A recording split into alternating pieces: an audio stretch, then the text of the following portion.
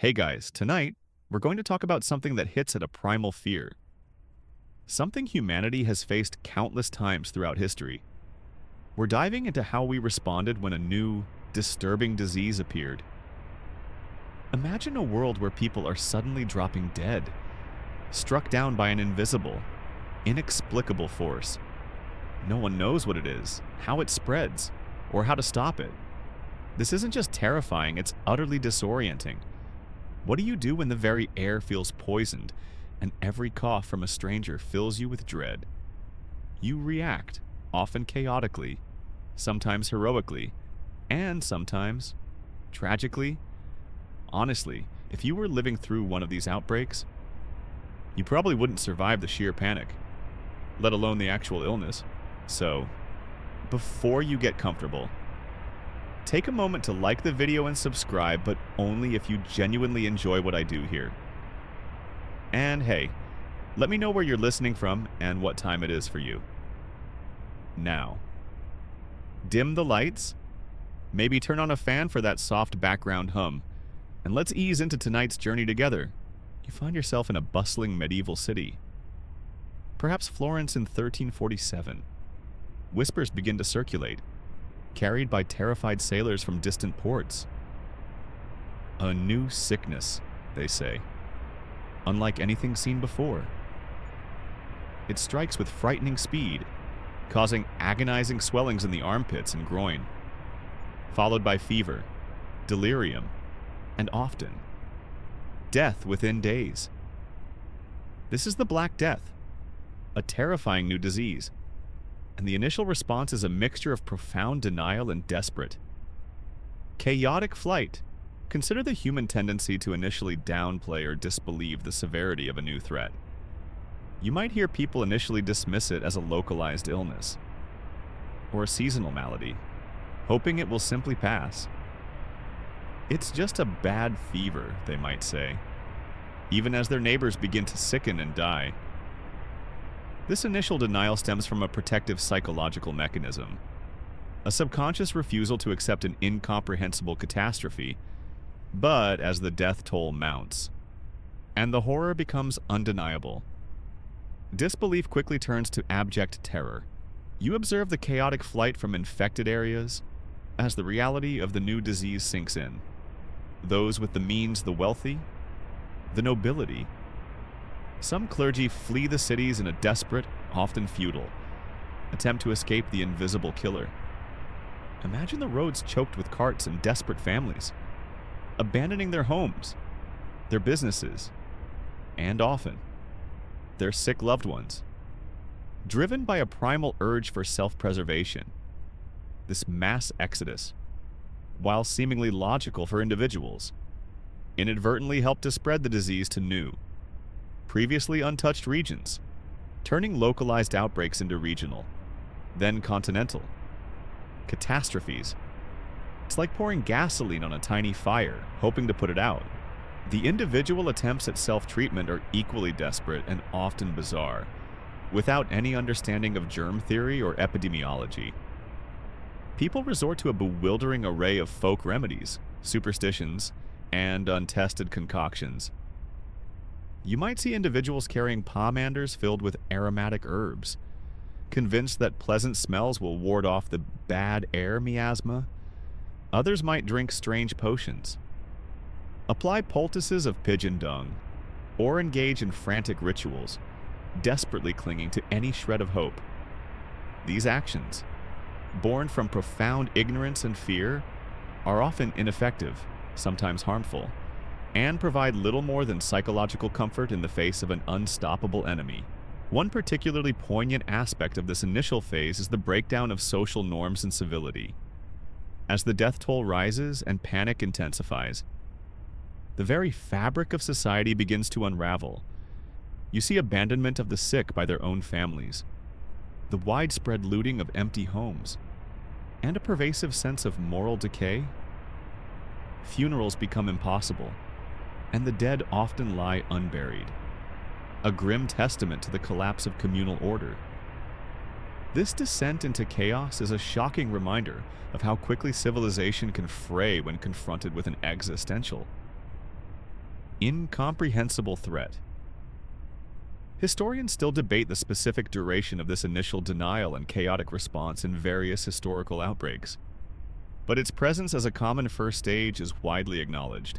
You notice the sheer scale of the unknown, unlike later epidemics where at least the pathogen was eventually identified. Here, the disease is an utterly alien entity.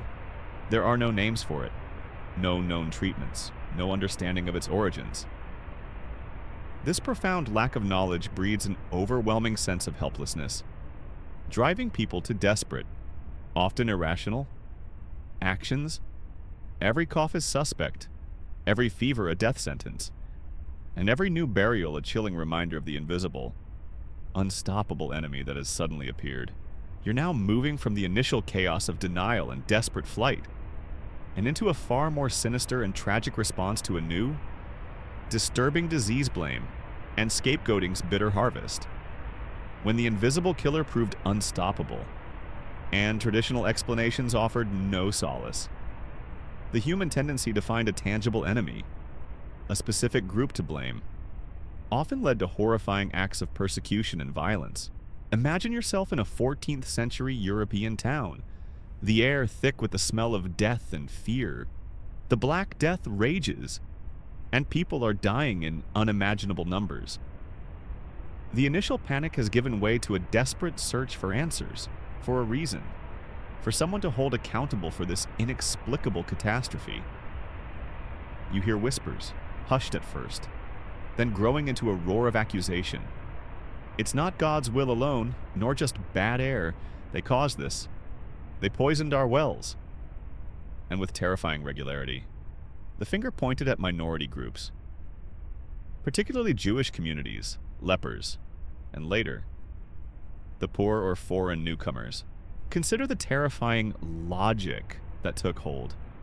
If the disease was so widespread and deadly, if it seemed to defy all natural explanation, then it must be the result of a deliberate, malicious act.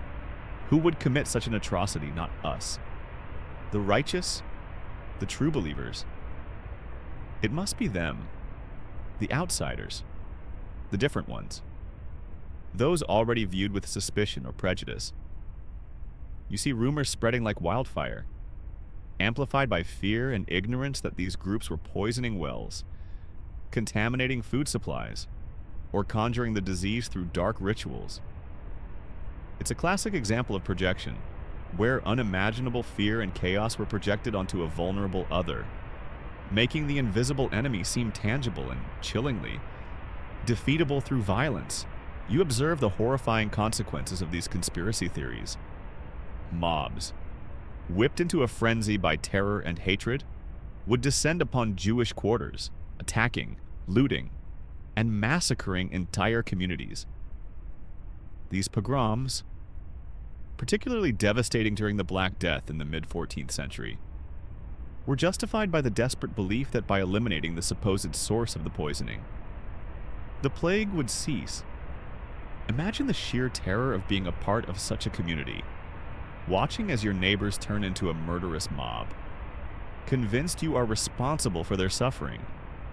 This was a horrific distortion of justice, born from terror and ignorance, and it fundamentally altered the course of Jewish history in Europe. Historians still debate the specific catalysts for individual pogroms, but the widespread belief in well-poisoning conspiracies during plague outbreaks is a well-documented and tragic fact. The accusations against lepers were similarly cruel in the early 14th century, even before the Black Death. A widespread panic swept across Europe, fueled by the accusation that lepers, often seen as outcasts and already feared, were deliberately poisoning wells. You see royal decrees ordering the arrest and torture of lepers, forcing confessions that implicated others, further spreading the paranoia. This wasn't about medical fact, it was about finding a convenient, already marginalized group to bear the unbearable weight of societal fear. It's a chilling reminder that when confronted with the incomprehensible, human societies can resort to the most barbaric forms of collective cruelty. One particularly insidious aspect of these theories was their self-reinforcing nature. if a town expelled or massacred its Jewish population, and then the plague happened to subside as all plagues eventually do, given enough time or simply the exhaustion of susceptible hosts. This was seen as proof that the persecution had worked. This confirmation bias, born from desperation and a lack of scientific understanding, cemented the false belief in the minds of many, perpetuating cycles of blame and violence for future outbreaks. It's a bit like blaming your flat tire on a black cat crossing your path. And then when you change the tire, proclaiming the cat was indeed the cause. Entirely ignoring the nail you ran over, you might hear learned men, even those in positions of authority, endorsing these theories, providing a veneer of legitimacy to the baseless accusations. This amplified the danger, turning localized prejudice into widespread, state-sanctioned persecution. Religious leaders might interpret biblical passages to justify the violence, further embedding the conspiracy into the moral fabric of the time. This confluence of popular fear and institutional endorsement made these scapegoating events even more devastating. The lack of any scientific understanding of disease transmission played a crucial role. Without knowing about bacteria, viruses, or fleas, the idea of an invisible enemy seemed impossible. It was far easier, in a world steeped in superstition and religious dogma, to imagine a malevolent human agent actively spreading the disease than to comprehend an unseen pathogen. This cognitive gap created fertile ground for the growth of elaborate and disturbing conspiracy theories, offering simple, albeit terrifying, answers to complex problems, and, tragically, condemning innocent lives. You're now moving from the grim cycle of blame and scapegoating and into perhaps the most fundamental and enduring response to a new, disturbing disease. Quarantine's cruel necessity, when faced with an invisible killer, and with no scientific understanding of how to stop it, societies instinctively turned to separation. This wasn't a gentle suggestion, it was a harsh, often brutal, imposition of isolation that profoundly reshaped daily life and left an indelible mark on how humanity dealt with outbreaks. Imagine yourself in a bustling medieval port city, perhaps Venice in the mid-14th century, a crucial hub of trade and a gateway to the east. Rumors of the great mortality are spreading like wildfire from arriving ships. As the first cases appear, the city fathers, desperate to protect their populace, implement a radical new measure. You see ships approaching the harbor, but instead of docking, they are ordered to anchor far from shore. A grim pronouncement is made: the vessel, its crew, and its cargo must undergo 40 giorni, 40 days of enforced isolation. This isn't an option, it's a brutal command. Enforced by armed guards, the ship becomes a floating prison, and for those on board, it's a terrifying limbo. Consider the desperate logic behind this. Without knowing about bacteria or viruses, people observed that disease seemed to follow travelers and goods. The intuitive, if incomplete, conclusion was that separation could prevent spread. The 40-day period was likely chosen for religious reasons, reflecting the biblical period of Lent, rather than any scientific understanding of incubation periods. But the principle was sound. If you separate the potentially sick from the healthy, you reduce transmission. It's like trying to put a cap on a geyser when you don't fully understand geology. You might not know exactly why it works, but you know it stops the eruption. You observe the profound impact on daily life. If the disease reached your town, not just ships, but entire houses or neighborhoods might be sealed off. Imagine waking up to find your street barricaded, guards posted, and no one allowed in or out. Families might be trapped inside with a sick member, forced to live with the contagion until it ran its course, often dying together. Supplies would be left at a distance, retrieved only when the guards deemed it safe.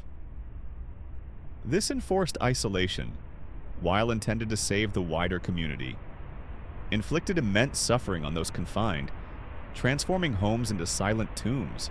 One particularly cruel aspect was the economic devastation. Trade routes would grind to a halt, markets would empty, goods would spoil on quarantined ships or in sealed warehouses. The livelihoods of countless merchants, laborers, and farmers were destroyed. Imagine a city that relies on commerce suddenly becoming a ghost town, its economic lifeblood drained away by the necessity of isolation. This created a tension between public health and economic survival that still echoes in modern times. Historians still debate the precise economic costs of various historical quarantines versus their overall effectiveness in preventing wider demographic catastrophe. But the immediate financial ruin for affected individuals and cities was undeniably immense. The brutality of enforcement was also chilling. Desperate individuals, driven by hunger, fear, or a desire to escape the disease, would attempt to break quarantine. You might see guards firing warning shots, or even executing those who tried to sneak past the barriers. The lines between public health and martial law blurred, and compassion often took a back seat to the perceived greater good of the community. This created an atmosphere of profound fear and distrust. Where authorities were both protectors and jailers, you notice the psychological toll of prolonged isolation for those confined. The fear of infection was compounded by extreme loneliness, boredom, and uncertainty about the future. Families separated by quarantine faced agonizing uncertainty about their loved ones. The world outside felt distant and uncaring, further deepening the despair of those trapped within the cordon. It's a mental and emotional siege as much as a physical one. The very concept of a clean bill of health emerged from these practices. A ship or individual might be issued a document attesting that they had passed quarantine and were free of disease. This rudimentary form of public health certification was an early attempt to regulate travel and trade based on health status, a precursor to modern health passports and screenings. However, these certificates were often fallible, subject to bribery, or simply useless against incubating diseases, leading to tragic breaches and renewed outbreaks. You're now moving from the cruel necessity of quarantine and into a different, yet equally desperate, realm traditional medicine's feudal fight. When a new disturbing disease appeared, pre-scientific medical systems, armed with ancient theories, herbal remedies, and rudimentary surgical techniques, found themselves utterly overwhelmed, offering little true help and sometimes, inadvertently, even causing more harm. Imagine yourself in a dimly lit chamber, perhaps the home of a learned physician in 16th century London, or a local healer in a rural village. A patient, racked with fever and strange swellings, lies on a cot. The air is thick with the scent of pungent herbs and fear. The physician, dressed in his robes, feels the patient's pulse, examines their tongue, and consults ancient texts filled with theories about humors and astrological influences. He prescribes a bewildering array of remedies, none of which truly understand the invisible enemy causing the suffering. This isn't a fight, it's a desperate, unscientific gamble, often with tragic consequences. It's like trying to fix a complex supercomputer with a hammer and a prayer. Consider the pervasive influence of humoral theory. For centuries, Western medicine believed the body was composed of 4 humors: blood, phlegm, yellow bile, and black bile. Illness was attributed to an imbalance of these humors. So, if a new disease caused a fever, it was often interpreted as an excess of hot blood. The treatment, bloodletting. Of course, you observe the physician making an incision, allowing blood to flow into a basin, convinced that he is literally draining away the disease, or he might apply leeches, slimy little creatures designed to suck blood, believed to restore balance. These practices, while appearing active and decisive, often weakened already sick patients, making them more susceptible to the very disease they were trying to fight, or to secondary infections. You observe the bewildering array of herbal remedies and strange concoctions. Apothecaries would frantically mix potions and poultices from roots, leaves, animal parts, and minerals. You might be prescribed a theriac, a complex mixture that could contain dozens of ingredients, including opium, which at least offered pain relief, if not a cure in viper's flesh, or perhaps a powder made from ground-up pearls, or even dried toad, believed to possess magical or purifying properties. Imagine the patient, desperate for relief, forced to swallow a bitter, foul-smelling liquid, clinging to the slim hope that this concoction, however outlandish, might save them. Many of these remedies were inert, some were actively toxic, adding poisoning to the patient's already dire condition. One particularly frustrating aspect was the lack of a scientific method. Diagnosis was based on observation of symptoms and interpretation through flawed theoretical frameworks. Not on identifying the specific pathogen, treatments were based on tradition, superstition, or anecdotal evidence.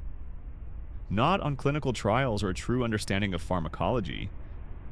This meant that even if a physician had a genuinely useful herb and some traditional remedies did have efficacy for certain conditions, he wouldn't know why it worked, or how to consistently apply it. It was a chaotic mix of the slightly effective and the utterly useless. Historians still widely debate the precise efficacy of various historical remedies, acknowledging that some traditional practices had limited symptomatic relief, but stressing the overall lack of specific cures for new, deadly diseases. The response to a new disease also brought out the charlatans and quacks. When established medicine failed, the vacuum was filled by self-proclaimed healers peddling miracle cures and promising instant recovery for exorbitant fees. You might see a flamboyant figure in the marketplace selling plague water or anti-pestilence amulets, preying on the terror and desperation of the populace. These individuals, often more skilled at showmanship than medicine, further complicated the landscape, offering false hope and draining the meager resources of the poor. You notice the profound helplessness of the medical practitioners themselves. Doctors, physicians, and healers were confronted with a killer they could not understand and could not stop. Many succumbed to the very diseases they were trying to treat, dying alongside their patients. This pervasive sense of futility, the constant defeat in the face of an unstoppable enemy, must have been soul-crushing, eroding their confidence and deepening the general despair. Their misery was the frontline reality of humanity's ignorance. You're now moving from the futile efforts of traditional medicine and into a realm where the human spirit sought answers beyond the physical. Spiritual solace and moral panic when a new, disturbing disease appeared. Religious institutions and individual believers grappled with profound theological questions, finding both deep comfort in faith and terrifying justifications for fear, blame, and extreme acts. Imagine yourself in a grand cathedral in 14th century Paris, the Black Death raging outside its stained glass windows. The air inside is thick with incense and the desperate prayers of a terrified congregation. For many, the appearance of such a devastating, inexplicable disease was an undeniable sign of divine wrath. You hear the thundering sermons from the pulpit, proclaiming that the pestilence is God's direct punishment for humanity's collective sins for greed, for pride, for lust, for neglecting piety. This interpretation, while terrifying, offered a framework for understanding the incomprehensible. It provided a cause, a reason, and a potential path to atonement. It's like being told that your house is on fire because you left the oven on, and now you have to figure out how to put it out, both literally and spiritually. Consider the immense pressure for repentance and purification. If the plague was divine judgment, then individual and communal sins had to be cleansed. You observe public processions of flagellants, groups of men and women, often bare-chested, marching through the streets, whipping themselves raw with knotted cords tipped with metal. Now, their agonizing cries, mixed with fervent prayers and solemn hymns, were meant to demonstrate profound remorse and inflict penance upon themselves in the hope of appeasing God's wrath and averting further destruction. This extreme form of self-mortification, born from profound despair and religious fervor, was a terrifying spectacle. Yet for many, it was the only perceived way to literally beat the plague away. You observe the profound role of spiritual solace. Amidst the despair, religious institutions offered comfort, meaning, and a promise of afterlife. Priests, monks, and nuns, despite their own risks, administered last rites, offered communion, and provided spiritual counseling to the dying. You see individuals finding immense peace in prayer, in reciting psalms, or in contemplating martyrdom as a pathway to heaven. For those who lost entire families, faith often became the last, enduring anchor in a world turned upside down. The promise of eternal salvation provided a glimmer of hope in the face of inevitable, brutal death. One particularly disturbing aspect was the rise of moral panic and persecution. When divine wrath felt insufficient as an explanation, fear could quickly transmute into a desperate search for human scapegoats.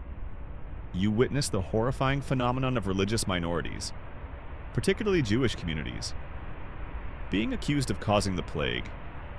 Rumors, often fueled by sermons and pre-existing prejudices, would circulate that they were poisoning wells, desecrating religious objects, or engaging in dark rituals to unleash the disease. This led to widespread pogroms, massacres, and forced conversions.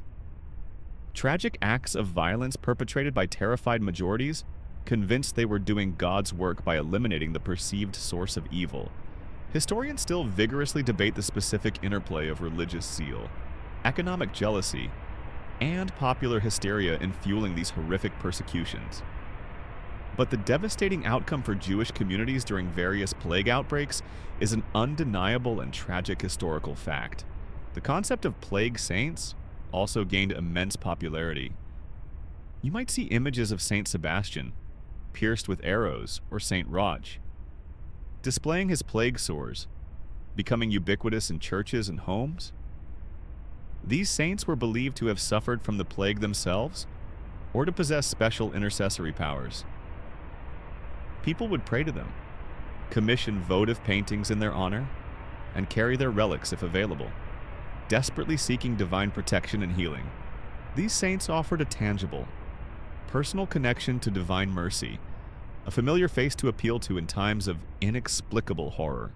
You might encounter extreme acts of hedonism and nihilism, a dark mirror to profound piety.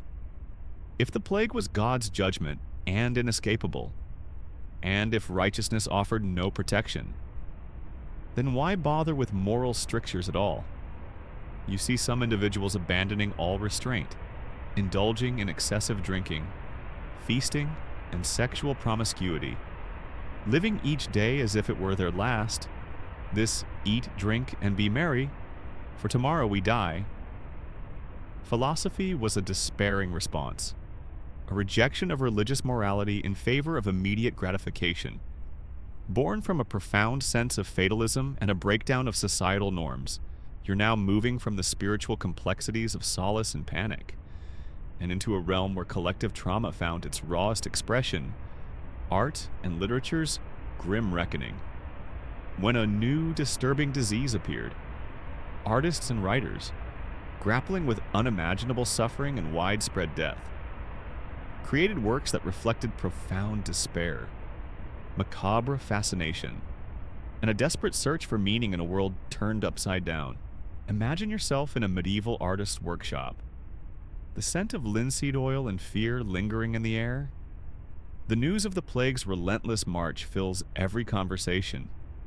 Your commissions, once focused on serene saints or joyous narratives, now shift to grim portrayals of mortality.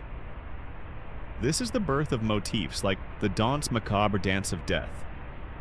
You see a mural painted on a church wall or illuminated in a manuscript, figures of death, often depicted as skeletons or decaying corpses, leading a procession of people from all walks of life: a king, a pope, a peasant, a child, all linked hand in hand in a grim, unending dance. The message is stark. Death spares no one. It's the ultimate equalizer, stripping away all earthly distinctions. And it was a pervasive, visual sermon meant to constantly remind you of your own fragile existence. It's like the grimmest, most existential public service announcement you could ever imagine. Consider how literature grappled with the sheer scale of death and societal breakdown. You might pick up a copy of Giovanni Boccaccio's The Decameron. Written in the wake of the Black Death, its opening chapters offer a chilling, matter-of-fact description of the plague's symptoms and its devastating impact on Florentine society, the abandonment of the sick by their own families, the widespread moral decay, and the desperate attempts to either live in hedonistic abandon or pious isolation. This unflinching realism marked a new turn in plague narratives, moving beyond allegories to a more direct, yet literary, reportage of human suffering. Imagine fleeing a dying city, only to spend your days telling stories that, no matter how lighthearted, are constantly framed by the specter of unimaginable death. You observe how themes of mortality and human fragility became central. Artists depicted the triumph of death, where death, often personified as a winged hag or a skeletal rider, gallops over piles of corpses, illustrating the futility of worldly power and pleasure. In literature, characters grapple with the arbitrary nature of fate, questioning divine justice and the meaning of life when it can be extinguished so swiftly and brutally. The fleetingness of existence. The memento mori, remember you must die theme, became a pervasive cultural obsession, reflected in every artistic medium. One particularly disturbing aspect was the graphic depiction of suffering. While religious art often showed the suffering of Christ or martyrs, the plagues introduced a new level of visceral realism to depictions of human agony. You might see artworks showing the plague victims with visible buboes, contorted in pain, or emaciated from disease. These images, designed to evoke both empathy and fear, served as a stark, unavoidable reminder of the ever-present threat and the grim realities of a terrifying death. They didn't shy away from the horrific details, they leaned into them. Historians still debate the extent to which these more graphic artistic expressions served a therapeutic purpose in processing trauma versus simply reflecting a heightened morbidity. But their prominence during the plague eras is widely recognized. The psychological impact also seeped into creative expression. Literature explored the loneliness of isolation, the guilt of survival, and the profound trauma of witnessing widespread loss. Poets wrote laments, songs of sorrow that captured the raw anguish of communities. Music, particularly sacred music, became more somber, with a heightened emphasis on requiem masses and hymns pleading for deliverance. Reflecting the pervasive sadness and anxiety that permeated every aspect of life, you notice how even the artistic profession itself was impacted. Artists and writers, like everyone else, faced the threat of disease. Studios might close, apprentices might die, and the continuity of artistic traditions could be broken. Yet, in the face of such adversity, the human impulse to create, to record, to make sense of the world, endured. Art and literature became powerful outlets for collective grief and a way to externalize the overwhelming fear, leaving a chilling yet invaluable record of how humanity confronted its darkest biological challenges. You're now moving from the macabre reflections in art and literature and into a realm where a new disease didn't just kill people, but utterly dismantled the very fabric of daily existence, economic chaos, and societal collapse. When a terrifying new illness appeared, the impacts rippled far beyond individual suffering, grinding trade to a halt, emptying workplaces, and shattering the fragile networks that held communities together. Imagine yourself in a bustling port city, perhaps Genoa in 1348, The docks, once teeming with merchants, sailors, and goods from across the known world, are now eerily silent. Ships sit idle, their crews either dead or fled. Warehouses stand empty, their doors barred. This isn't just a slowdown, it's a complete collapse of trade. Fear of contagion means no one wants to buy goods from infected areas, and no one wants to risk sailing to a dying city. The intricate web of international commerce, built over centuries, unravels in weeks. The flow of silks, spices, grain, and timber simply ceases, leading to widespread shortages and economic ruin. It's like unplugging the internet from the entire world. Everything just stops. Consider the devastating impact on labor, with vast numbers of the population dying, sometimes 30%. 50%, or even more, the workforce simply vanished. You observe fields lying fallow, crops rotting in the ground because there's no one left to harvest them. Factories, mills, and workshops are silent, their machines idle, not for lack of demand, but for the lack of human hands. Skilled artisans, essential laborers, and even entire guilds are wiped out. This isn't just unemployment, it's an unprecedented labor shortage that brings essential industries to a grinding halt. Crippling economies from the bottom up, you witness the breakdown of essential services. With so many sick and dying and so much fear, basic services cease to function. Imagine garbage piling up in the streets because gravediggers and waste collectors have either died or fled. Hospitals, such as they were, are overwhelmed. Law and order begin to unravel as authorities sicken or abandon their posts. The very infrastructure of daily life, from sanitation to security, disintegrates under the immense pressure of widespread death. Society itself begins to feel like a house with its foundations crumbling. One particularly cruel aspect was the paradox of wealth. While the rich might initially escape to country estates, their wealth became meaningless without labor to produce goods, merchants to trade them, or systems to protect their property. Coins might still exist, but there's nothing to buy, no one to hire.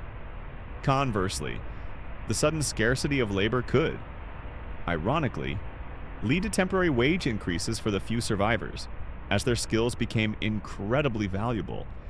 But this was often short-lived, overshadowed by the overall economic devastation and the constant threat of death. Historians still debate the precise long-term economic shifts caused by plagues, from labor shortages leading to higher wages for survivors to land redistribution. But the immediate economic chaos was undeniably universal. The impact on social structures was profound.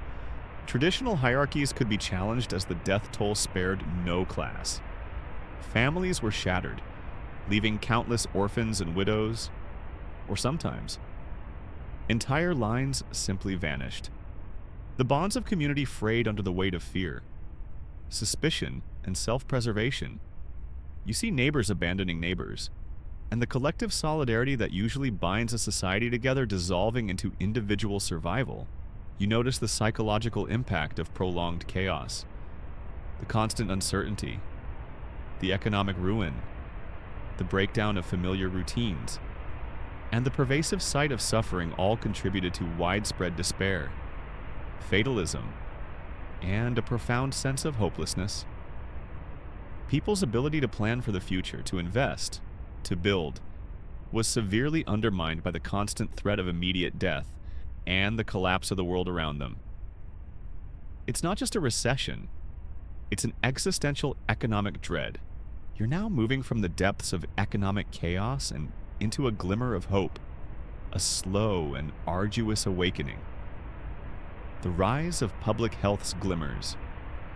When new, disturbing diseases appeared and wreaked unimaginable havoc. The sheer scale of death, the breakdown of society, and the utter failure of traditional methods eventually forced a profound shift in thinking. This wasn't a sudden flash of insight, but a hard one, often resisted. Realization that collective health demanded organized, scientific intervention. Imagine yourself in a major European city in the mid-19th century. Reeling from repeated cholera epidemics, the old explanations define wrath. Bad air from miasma are starting to crumble under the weight of overwhelming evidence. You see individuals like Dr. John Snow in London, meticulously mapping out cholera cases during the 1854 outbreak, tracing the source of the disease not to foul odors, but to a contaminated water pump on Broad Street. He bravely removes the pump handle, and the epidemic within that area rapidly subsides. This isn't just an anecdotal observation, it's a revolutionary act of empirical investigation, using data and logic to understand disease transmission, a direct challenge to centuries of misguided belief. It's like everyone believes a dragon is burning their village, and then someone actually finds the arsonist with a can of gasoline. Consider the growing realization that disease wasn't just a personal affliction, but a social problem rooted in environmental conditions. You observe reformers and sanitation engineers, like Edwin Chadwick in England, compiling horrifying statistics on mortality rates in the urban slums. Their reports, filled with grim data on overcrowded tenements, overflowing cesspits, and polluted water supplies, make an undeniable case public health isn't just about treating the sick, it's about preventing sickness through clean living conditions. This wasn't a popular message with landlords or factory owners, but the sheer weight of evidence and the economic drain of constant illness began to force change. You observe the slow, often contentious, implementation of sanitary reforms. Cities begin to invest in colossal infrastructure projects. Imagine immense teams of laborers digging miles of underground sewers, replacing open gutters and cesspits. You see the construction of clean water reservoirs and filtration systems designed to provide safe drinking water to millions. These monumental engineering feats, driven by a nascent understanding of waterborne diseases, were direct responses to the horrors of cholera and dysentery. The very foundations of urban life are being rebuilt, brick by agonizing brick. In a desperate attempt to cleanse the city of its invisible killers, one particularly frustrating aspect was the resistance to change. Powerful economic interests often fought against public health reforms, arguing they were too expensive or infringed on private property rights. There were also deeply ingrained beliefs about the causes of disease, making it hard to convince people that clean water, not prayers or poultices, was the real solution. Public health pioneers faced an uphill battle against ignorance, inertia, and greed. Historians still debate the specific political and social mechanisms that ultimately allowed for the widespread implementation of sanitary reforms against strong opposition. But the recurring threat of epidemics was undeniably a powerful motivator. The birth of modern epidemiology is a critical turning point. Beyond individual cases, you see the systematic collection and analysis of health data across populations. Doctors and statisticians begin to track disease patterns, identify risk factors, and understand how illnesses spread on a societal level. This shift from individual patient care to population-level health became the bedrock of public health, allowing for targeted interventions and evidence-based policymaking. It's like moving from treating one sick tree to understanding the entire forest ecosystem. You notice the gradual emergence of health boards and government oversight. For the first time, dedicated public bodies are established to manage sanitation, disease surveillance, and basic hygiene education. Laws are passed to regulate housing conditions, waste disposal, and food safety. While rudimentary by today's standards, these early public health institutions marked a profound shift in governmental responsibility, moving beyond simply reacting to outbreaks to proactively preventing them. You're now moving from the slow, arduous birth of public health initiatives and into the truly revolutionary moments where humanity finally began to understand its invisible enemies. Scientific breakthroughs and new hope when a new, disturbing disease appeared. The ultimate response, the one that truly turned the tide against widespread death. came from the painstaking, often dangerous, work of scientists who dared to peer into the microscopic world and unravel the mysteries of contagion. Imagine yourself in a dimly lit laboratory in late 19th century Europe.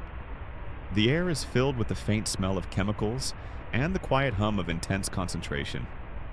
A scientist, perhaps Louis Pasteur in France, is meticulously studying fermentation. Or Robert Koch in Germany, carefully culturing bacteria. They are not looking for bad air or divine wrath. They are looking for tiny, unseen living organisms, and through their groundbreaking work, the germ theory of disease finally takes hold, definitively replacing centuries of flawed beliefs. This wasn't just a new idea, it was a paradigm shift, like discovering that the Earth isn't flat. And suddenly, navigation makes sense. Consider the profound implications of this discovery. The idea that diseases were caused by specific, identifiable microorganisms, bacteria. Then later, viruses revolutionized medicine. You observe scientists using microscopes to visualize these unseen killers, identifying the specific bacteria responsible for diseases like tuberculosis, cholera, and anthrax. This knowledge transformed medicine from a guessing game into a targeted science. Suddenly, the enemy had a name, a shape, and predictable behaviors. Allowing for truly effective countermeasures, you see the immediate impact on sanitation and hygiene. With germ theory firmly established, the importance of clean water, proper waste disposal, and hand washing became undeniably clear. Hospitals, once breeding grounds for infection, transformed surgeons, like Joseph Lister, championed antiseptic surgery, using carbolic acid to sterilize instruments and wounds. Imagine the drastic reduction in post-operative deaths as these practices became standard. This wasn't just about making things cleaner, it was about systematically eliminating the pathways for microscopic invaders. A direct application of revolutionary scientific insight. One particularly miraculous breakthrough was the development of vaccines. Building on Jenner's earlier work with smallpox, scientists like Pasteur developed vaccines for rabies and anthrax. You observe the painstaking process isolating weakened forms of pathogens, testing them, and then administering them to provide immunity. The concept was simple yet profound: expose the body to a controlled, harmless version of the disease, and it learns to fight the real thing. This provided humanity with a powerful shield against some of its deadliest enemies, fundamentally altering the course of epidemics. Historians still vigorously debate the specific scientific contributions and rivalries that led to various vaccine discoveries. But the collective impact of these innovations is unequivocally a turning point in human history. The development of antibiotics in the early 20th century, starting with penicillin by Alexander Fleming, brought another wave of hope. Imagine a bacterial infection, once a death sentence, now treatable with a simple medication. You see patients recovering from pneumonia, sepsis, and other bacterial scourges that would have killed them just decades before. This wasn't just a treatment, it was a revolution in therapy, fundamentally changing the prognosis for countless diseases and extending human lifespans dramatically. You notice the rise of medical research institutions and public health laboratories? No longer were medical breakthroughs reliant on isolated geniuses. Dedicated teams of scientists, funded by governments and philanthropists, systematically work to understand, prevent, and treat diseases. This collaborative, institutionalized approach to science accelerated progress, creating a continuous pipeline of new knowledge and interventions. The shift in public perception was also profound, as scientific medicine demonstrated undeniable successes. Trust gradually shifted away from quackery and superstition towards evidence-based practice, while resistance and misinformation still existed. The tangible results of vaccines and antibiotics provided a compelling argument for embracing a scientific understanding of disease. This era truly marked humanity's transition from passive victim to active combatant in the perpetual war against pathogens. Bringing genuine hope where before there was only despair, you're now at the very end of our journey through humanity's responses to new, disturbing diseases. Stepping into the present to reflect on modern echoes and lessons remembered. Despite all the scientific breakthroughs and medical marvels, the fundamental human reactions to pandemics, fear, blame, isolation, and a desperate search for meaning continue to reverberate in our contemporary world, proving that history, in its most chilling ways, never truly leaves us. Imagine yourself witnessing a recent global pandemic. Perhaps in the early 21st century, you see the initial disbelief, the downplaying of the threat by some, a direct echo of medieval denial. Then, as the illness spreads, you observe the sudden, chaotic flight from cities by those with means, a modern version of the desperate flight from plague-stricken urban centers centuries ago. The roads are still choked, but now with cars rather than cards. Yet the underlying human impulse to escape an unseen killer remains identical. It's like watching a very old, very scary movie, but now you're actually in it. Consider the unsettling recurrence of blame and scapegoating, even with all our knowledge. You hear accusations that the virus was deliberately manufactured in a lab, a bioweapon unleashed by a shadowy enemy, or perhaps specific nationalities or ethnic groups are unfairly blamed for bringing or spreading the disease. This isn't new, it's a direct, chilling echo of the medieval well-poisoning accusations against Jewish communities, or the blaming of lepers for disease. The human need to find a tangible culprit, an other to demonize during times of fear and uncertainty, remains a powerful and dangerous instinct. You observe the universal implementation of quarantine measures, albeit with modern twists, lockdowns, self-isolation, social distancing. These are sophisticated versions of the quaranta giorni from medieval Venice. The yellow flag of a quarantined ship is replaced by news reports of entire cities on lockdown, or cruise ships stranded at sea. The economic devastation, the psychological toll of isolation, the tension between individual liberty and public safety. These are challenges that humanity has grappled with for centuries, and they resurface with each new widespread disease, proving that this cruel necessity remains a tool. However painful, the struggle of traditional medicine versus scientific understanding also finds modern parallels. While we have hospitals and trained doctors, you still see the rise of misinformation and dubious cures peddled online. People, desperate for a simple answer, might turn to unproven remedies or conspiracy theories, rejecting scientific consensus in favor of charismatic charlatans, an echo of the quack doctors and their ineffective potions. The battle for factual information and evidence-based practice is a continuous one, fought anew with every emerging threat. One particularly poignant echo is the spiritual and moral grappling. Even in a scientific age, you hear discussions about the disease as a wake-up call or a test of faith. Religious communities still offer solace, prayer, and organized charity, continuing their historical role as pillars of support. But you might also witness debates within faiths about the balance between ritual and public safety, or lingering questions about suffering and divine will, proving that ancient theological dilemmas persist. Historians and sociologists are actively studying how modern faith communities adapt and respond to contemporary pandemics, comparing their experiences to historical patterns, and noting both continuity and change. You notice how modern art, literature, and film continue to process the trauma.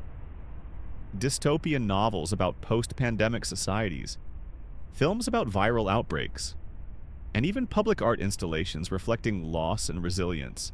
These are direct descendants of the danse macabre and plague narratives of old. The human need to express, reflect upon, and make sense of collective suffering through creative means remains an enduring response to the trauma of disease. the profound economic and societal disruptions also reappear. Supply chain issues, labor shortages, economic downturns, and shifts in work-life balance. These are modern echoes of the industrial slum's chaos and the Black Death's demographic shockwaves. The fragility of complex global systems becomes acutely apparent, forcing societies to adapt, often painfully, to unforeseen changes in how they work, trade, and interact. Ultimately, the history of how we responded to new. Disturbing diseases is a testament to humanity's enduring vulnerability, but also its remarkable resilience. We've moved from ignorance to understanding, from superstition to science. But the underlying fears, the search for meaning, and the complex interplay of human nature, society, and biology remain constant. Each new disease is a reminder that while the pathogens change, the human response, in its messy, chaotic, and sometimes heroic forms, often echoes across the centuries. The past, in this terrifying context, is never truly dead, as the echoes of humanity's enduring struggles with disease gently dissolve into the quietude of your room. Let your mind drift away from the frantic responses and the chilling historical parallels. Feel the subtle tension in your thoughts ease, imagining the vast, complex tapestry of human resilience, woven through both fear and profound understanding, now softening into a peaceful, indistinct blur. The journey through denial and discovery, through despair and ultimate triumph, has reached its gentle conclusion, leaving you in the serene stillness of your own space. The flickering moments of chaos and compassion, of ancient fears and modern lessons, are now fading into a tranquil calm.